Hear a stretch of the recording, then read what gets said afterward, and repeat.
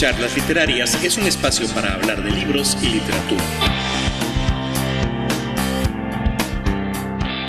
Bienvenidos al 8º episodio de la 3ª temporada. Como siempre, nos transmite cada jueves a las 8 de la noche 1900 Radio en Línea, y los viernes son viernes de charlas porque encontrarán en su plataforma de podcast favorita un nuevo episodio. Yo soy Javier Martínez, licenciado en Letras, antropólogo con posgrado en Lingüística, magíster en Comunicación, autor, editor y traductor. En esta ocasión vamos a celebrar el Día del Teatro que se conmemora este próximo domingo 27 de marzo. Y por eso, en este episodio abordaremos el tema de la comedia griega. Lo primero es que platiquemos acerca de los tipos de comedia que existen. Bueno, lo primero es que recordemos algo que ya hemos dicho en varios episodios, y es que Aristóteles nos prometió en su Poética desarrollar el tema de la comedia. Lamentablemente, ese libro hoy ya no existe, pero hay una interesante novela llamada El nombre de la rosa, de Umberto Eco, que precisamente desarrolla este tema de la pérdida, y bueno, toda una ficción, como es toda novela, alrededor de ese hecho. Sin embargo, hay mucha teoría acerca de la comedia, especialmente ahora que están tan de moda los stand-ups. Creo que es un tema que está desarrollándose con fuerza en Latinoamérica, aunque en otros países como Estados Unidos ya tienen décadas de desarrollar esa forma de comedia. Para quienes no lo ubiquen, estoy hablando del tipo de comedia que hacía Seinfeld en aquella ya vieja serie con el mismo nombre de los años 90. Básicamente podemos hablar de dos tipos de comedia. Hay muchos más, pero estos son los dos esenciales. Está la comedia física, que se refiere a cuando el cómico da golpes, también genera la risa a través de movimientos torpes, tontos, se cae, y eventualmente también se refiere un poco a la comedia de tipo sexual. Pensemos sobre todo tal vez en Chaplin, buena parte sin lo sexual, claro, buena parte de la comedia que él hacía, dado que no tenía acceso a películas con audio, se centraban en este tipo de comedia física. Por el otro lado está la comedia de enredos, que se refiere a un trama donde hay malos entendidos, dobles sentidos y giros argumentales que de alguna manera generan situaciones un tanto extrañas, que son las que nos mueven a risa. Obviamente esta última está más relacionada con la cultura, ya que no todos los giros argumentales o no todos los malos entendidos van a dar risa dependiendo de la cultura, mientras que la comedia física está un poco más relacionada con instintos básicos, ¿verdad? Muy bien. Teniendo claro, los tipos de comedia que existen, vamos a hablar acerca de los orígenes precisamente de esta comedia griega. Debemos entender que la comedia en la antigua Grecia estaba patrocinada por el Estado, y éste pagaba la representación y en general toda la parafernalia relacionada con la comedia y su puesta en escena, e incluso se llevaban a cabo competencias, igual que con la tragedia, para premiar a los mejores cómicos, o al menos a los mejores autores de comedia. Eventualmente algunos ciudadanos acaudalados podían también patrocinar estas obras, especialmente en cuanto al pago del coro. Recordemos que, como en el teatro griego, la comedia también estaba muy relacionada con la música, y el coro no solamente era un personaje grupal, sino que literalmente era como un coro, como lo entendemos hoy, de cantantes. Entonces había que remunerar a las personas que participaban de esta manera, y era ahí donde entraban entonces los ricos que podían patrocinar este tipo de montajes. Las comedias, tenemos el dato que se empezaron a representar ya oficialmente alrededor del año 486 a.C. Y como ya dije, siempre se premiaba al dramaturgo, pero en algunas ciudades eventualmente también existía un premio para el mejor actor. Lo que sí es que el premio no consistía en dinero, sino únicamente en una corona de hiedra. Sin embargo, era más que nada el reconocimiento social lo que se adquiría, y aunque fuera una simple corona de hiedra que cualquiera podría hacerla y que no tenía un valor económico, pues sí era bastante deseada por los dramaturgos y los cómicos, ya que ese reconocimiento social era muy importante entre los griegos. La palabra comedia, de hecho, viene del griego komoidia, que significa canto de unos comos, y un comos era una comparsa de hombres usualmente ebrios que cantaban y bailaban por las calles en honor a Dionisios. La comedia tuvo diferentes etapas dentro de la antigua Grecia y usualmente se le clasifica en tres tipos: comedia antigua, comedia intermedia y la comedia nueva. Así que vamos a ver las características de cada una de estas etapas de la comedia. Vamos a comenzar con la comedia antigua, que también se conoce como aristofánica, en relación a el autor Aristófanes, de quien vamos a hablar más detalladamente al final del episodio. La comedia antigua nace en Atenas durante el siglo V a.C. y lamentablemente solo se conservan 11 de las obras que pertenecen a este grupo, todas por supuesto de Aristófanes, aunque claro que no era el único autor de esta época. Las antiguas comedias suelen tener una estructura bastante dura, bastante difícil de variar. Solían estar escritas además en tetrámetros, que son versos de 4 pies. Recordemos también que las obras griegas, ya sean tragedias o comedias, estaban escritas en poesía. Hace poco comentaba yo esto en alguna de las clases que imparto. La poesía no es sino hasta el siglo XIX que deja de ser tan importante.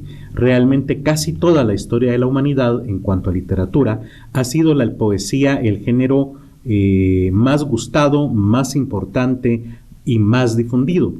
Es precisamente a partir del siglo XIX, con el romanticismo, que comienza la novela y el cuento a ponerse de moda. Me atrevería yo a decir, como editor actualmente, que la novela de hecho es la reina de los géneros, por decirlo de alguna manera, o al menos el género que se considera más complejo y que más se ejecuta, y la poesía ha pasado a un segundo plano. Específicamente en español, creo que esto es todavía más impactante. Hay poca poesía en español, no solamente poca publicada, sino que realmente ahora mi impresión es que hay menos poetas, no digamos ya poetas métricos, y también hay mucho menos interés en general por la poesía. Pero antes era la forma más usual para hacer teatro, para muchas otras formas, como la fábula también, por ejemplo. Bien, retomando entonces, el teatro griego estaba escrito en poesía, en versos de 4 pies o tetrámetros. Siempre tenía esta estructura. Se comenzaba por un prólogo, que es una escena de apertura, es más bien expositivo, y siempre es antes de la entrada del coro. En algunas ocasiones se trata de un actor que representa al dramaturgo, o a veces también era el mismo dramaturgo el que pasaba a declamar su prólogo. Luego sigue una parte conocida como parodos, donde entra el coro y se presenta. Esto es muy importante porque muchas veces la obra lleva el mismo nombre del coro, o el coro se identifica. Pueden ser animales, pueden ser los habitantes de cierto pueblo, y esto también nos da un contexto no solamente geográfico, sino también cultural. Luego sigue una parte conocida como debate, que es un diálogo entre dos personas. Usualmente hay una persona a favor y otra en contra del tema principal de la obra. Y usualmente, como dato curioso, el primero en hablar es usualmente quien va a perder el debate. Luego sigue una parte de la comedia conocida como marcha hacia adelante. Se refiere a que los personajes individuales abandonan la escena y el coro toma la mayor importancia, se adelanta en el escenario y el corifeo, que ahora sería conocido como un solista, se dirige al público. Posteriormente están los episodios, donde se continúa la trama principal con breves episodios separados por cantos del coro. Suelen presentar una conclusión con base en el debate que ya se expuso anteriormente. Por último, queda el éxodo, que es la escena final y suele ser una escena alegre que suele dar paso a una fiesta o una boda y suele terminar también con una danza ritual. Esta es la estructura entonces de las obras aristofánicas. Una obra de estas solía incluir de 4 a 24 personas o actores, todos hombres. Y el coro era tan importante que, como les he dicho, muchas veces el título de la obra lleva el nombre del coro, como por ejemplo los arcanienses o las aves o por ejemplo las avispas. Vamos a hablar de estas obras, que son todas de Aristófanes, más adelante. Las obras de la comedia antigua usualmente hacían chistes relacionados con lo sexual, lo escatológico, que se refiere en este caso a excreciones humanas, heces fecales y orines, y usualmente utilizaban un lenguaje inapropiado y obviamente utilizaban trajes muy vistosos. Aquí en Guatemala está la Universidad de San Carlos de Guatemala, es la única universidad pública, y usualmente se elige un personaje llamado Rey Feo, que es una especie de cómico. Y al menos antes de la pandemia, en el teatro al aire libre, se llevaban a cabo veladas donde los diferentes reyes feos de cada facultad salían al escenario para contar chistes y se elegía aquel que tuviera mayor cantidad de aplausos. Los chistes que hacen estos personajes suelen tener malas palabras o palabras inapropiadas, por decirlo de una mejor manera, suelen ser muy sexuales también y en muchas ocasiones hacen burla de los personajes relevantes o conocidos por todos, como por ejemplo el rector o los decanos, y también sobre temas políticos. Yo fui a varias de estas presentaciones y de verdad creo que es la forma más parecida que pudiéramos encontrar, al menos en Guatemala, al teatro cómico griego. Es de verdad muy, muy similar. No sé si lo hicieron a propósito, sospecho que sí, porque además muchos de estos personajes, ¿verdad?, de los reyes feos, suelen tener nombres griegos, así que creo que sí fue bastante a propósito.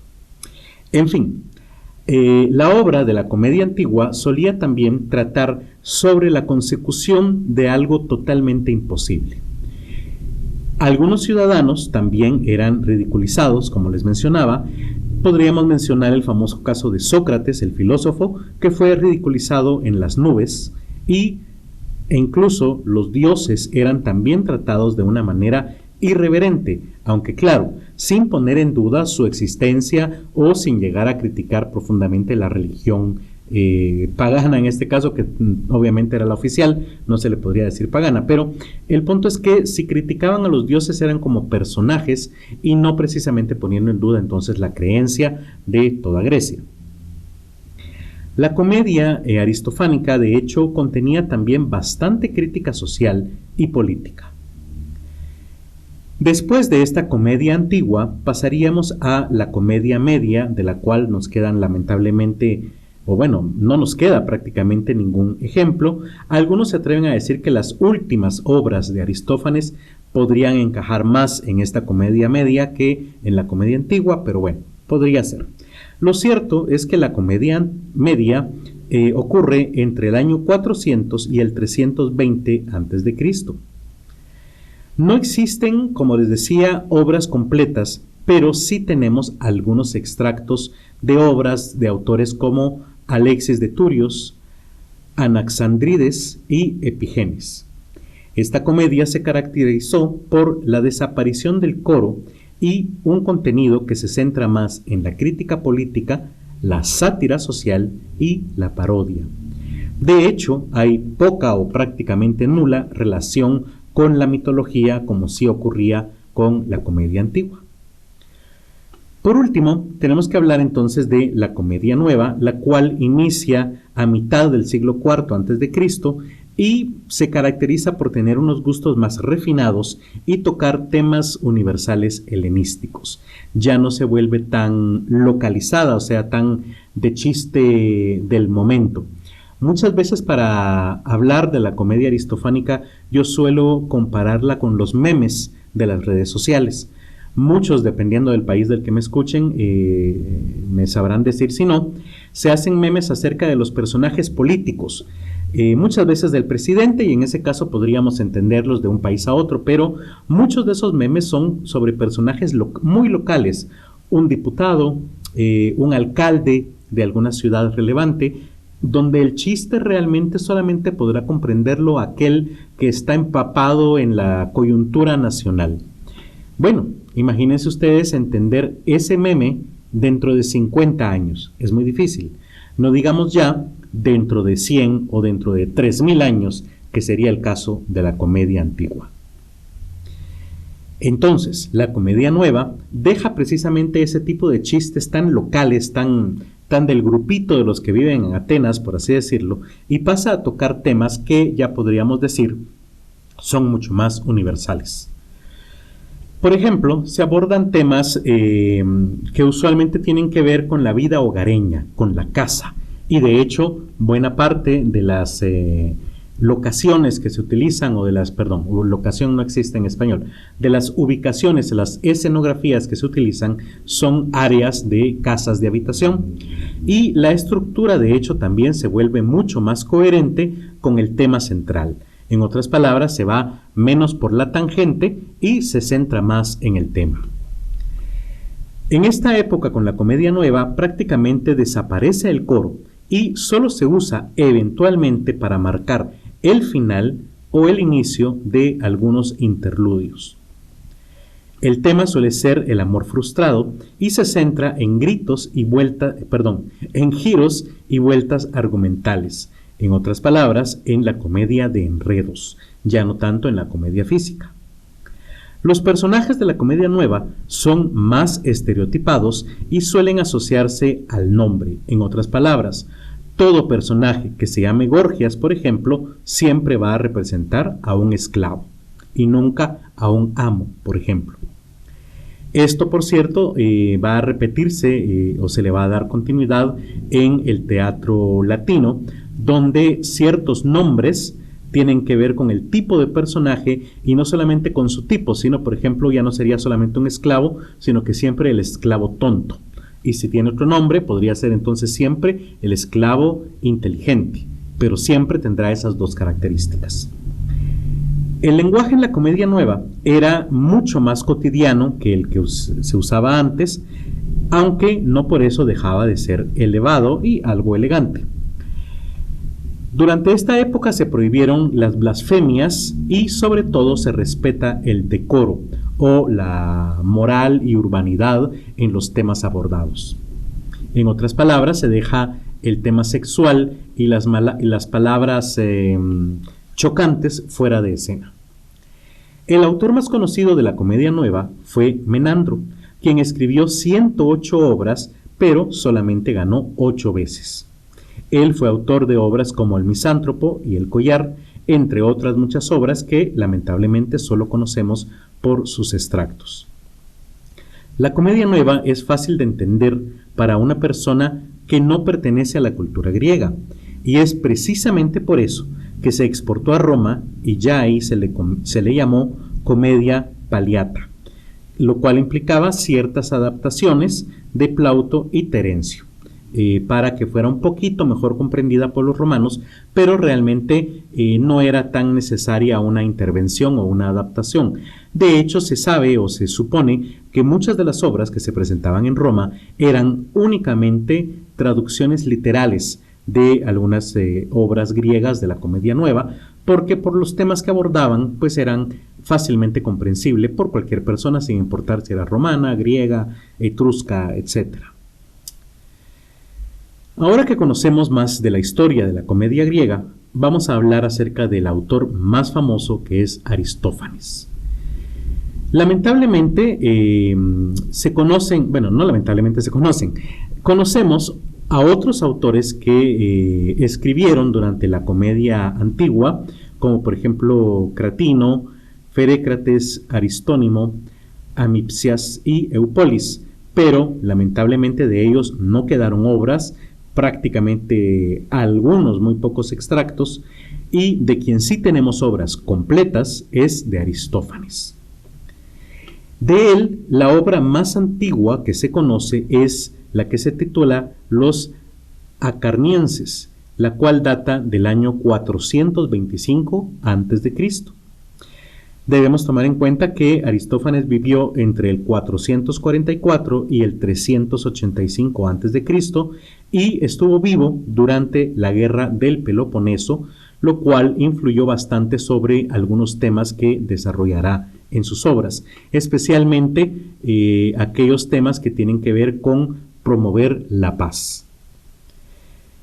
Entre algunas de sus obras perdidas, porque lamentablemente sí las hay, están las dos primeras, o las dos que se supone que escribió al inicio, que se titulaban Los Convidados y los Babilonios. Se supone que de hecho alguna de estas obras la escribió cerca de los 15 o 16 años e incluso tuvo que utilizar un seudónimo para participar en las competencias, ya que era demasiado joven para hacerlo. Sin embargo, nos quedan 11 de sus comedias. Estas son las siguientes. Los Acarnienses, la cual habla sobre un soldado que durante la guerra hace una tregua privada. Por lo tanto, su pueblo lo considera un desertor y bueno, se dan ahí diferentes situaciones cómicas. Otra obra de Aristófanes es Los Caballeros, la cual es una crítica a un hombre llamado Cleón, el cual sí existió y era un hombre poderoso de Atenas, el cual había acusado al autor, a Aristófanes, de avergonzar a la ciudad frente a extranjeros. Y es por eso que Aristófanes se venga haciéndole una crítica y mofándose de él públicamente. Otra obra famosa de Aristófanes es Las Nubes, en la cual critica a Sócrates y los conocimientos que enseña a los más jóvenes de la Grecia antigua.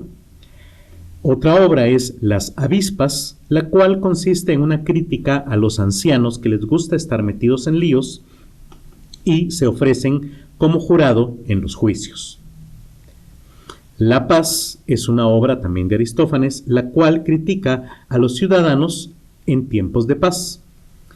Está también la obra titulada Las Aves, la cual plantea una situación imposible, donde las aves, o sea, los pájaros, quieren cobrar algún tipo de comisión, llamémoslo así, por ser las mensajeras entre los hombres y los dioses.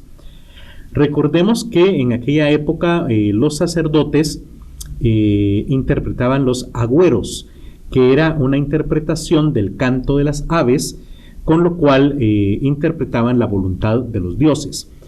También toman en cuenta que al rezar, las peticiones cruzan el cielo, el cual las aves consideran su territorio, y entonces básicamente hacen como una protesta, por así decirlo, y truncan esa comunicación entre hombres y dioses y piden obtener algún tipo de beneficio para permitir que exista esta comunicación.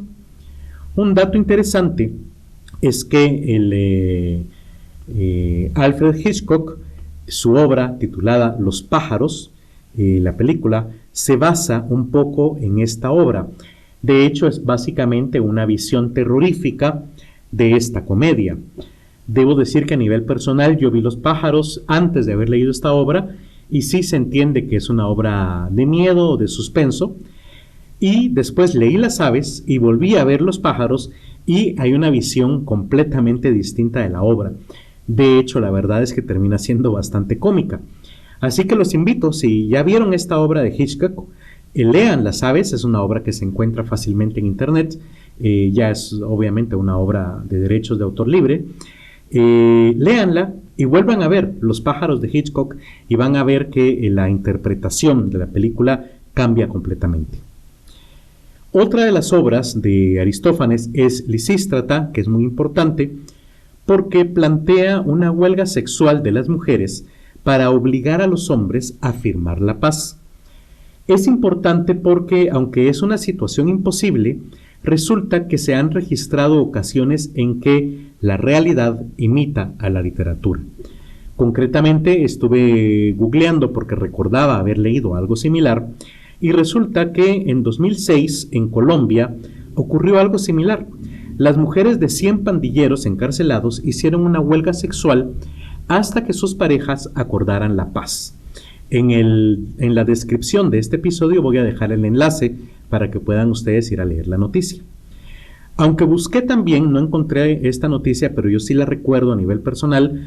Hace algunos años en El Salvador, cuando estaba en el poder un gobierno de ultraderecha de un partido llamado Arena, si no me equivoco, este gobierno juntó en la misma cárcel a pandilleros salvatruchas y MS-18, precisamente con la intención de que se mataran entre sí, y entonces las mujeres prometieron ya no tener visitas conyugales hasta que sus parejas dejaran de matarse en la cárcel, porque sabían que si no lo hacían, el gobierno iba a obtener lo que querían, y era que se mataran ahí.